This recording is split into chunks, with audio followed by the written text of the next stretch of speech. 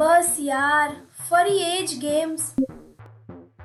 Scroll કરું છું પણ કંઈ ઇન્ટરેસ્ટિંગ નથી. યાર, આ વેકેશનમાં શું કરવાનું? રોજ મોબાઈલ, કંઈ મજા નથી. વેકેશન છે કે સજા? અરે નવો વિડીયો આવ્યો.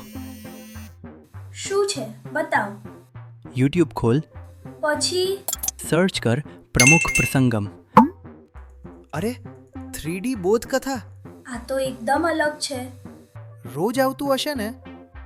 ના, પણ ખાસ દિવસો પર આવે છે. કયા દિવસો? ટ્યુઝડે, થર્સડે અને સેટરડે.